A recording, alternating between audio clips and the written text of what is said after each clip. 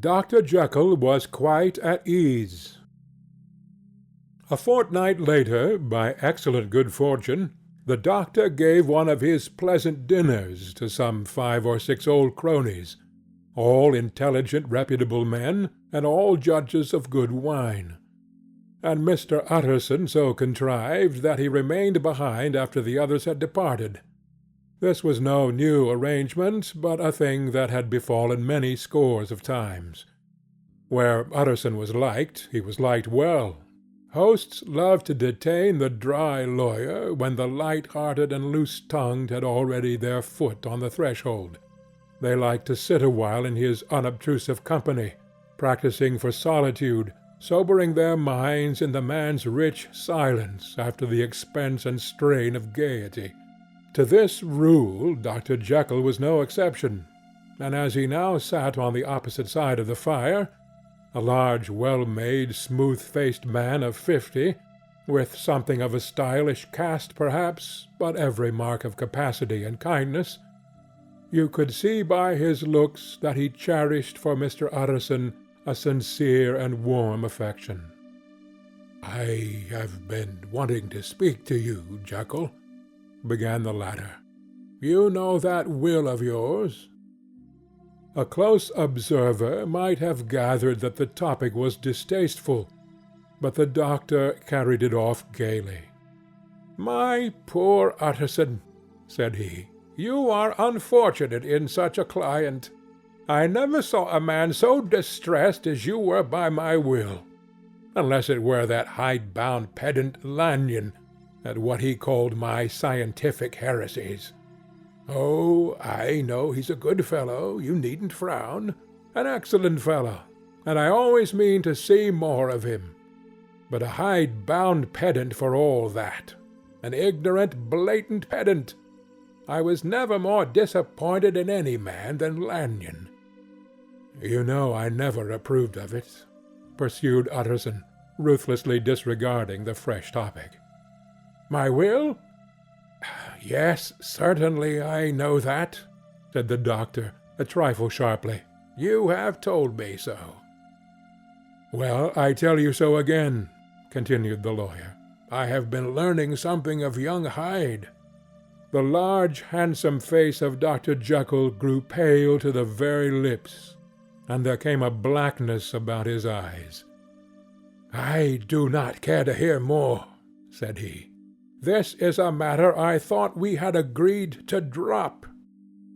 "What I heard was abominable," said Utterson. "It can make no change.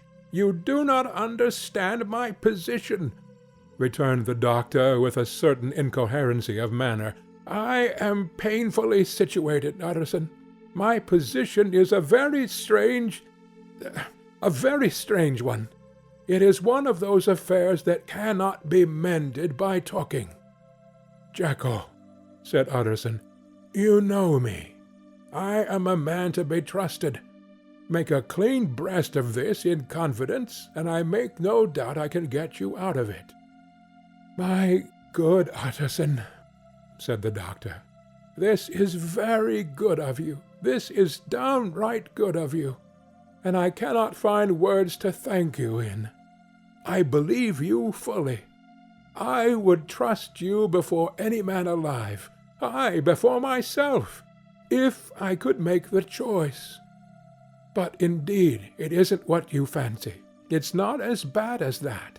And just to put your good heart at rest, I will tell you one thing. The moment I choose, I can be rid of Mr. Hyde. I give you my hand upon it, and I thank you again and again. And I will just add one little word, Utterson, that I'm sure you'll take in good part. This is a private matter, and I beg of you to let it sleep." Utterson reflected a little, looking in the fire. "I have no doubt you are perfectly right," he said at last, getting to his feet. "Well, but since you have touched upon this business, and for the last time, I hope," continued the doctor, There is one point I should like you to understand. I have really a very great interest in poor Hyde. I know you have seen him, he told me so, and I fear he was rude. But I do sincerely take a very great interest in that young man, and if I am taken away, Utterson, I wish you to promise me that you will bear with him and get his rights for him.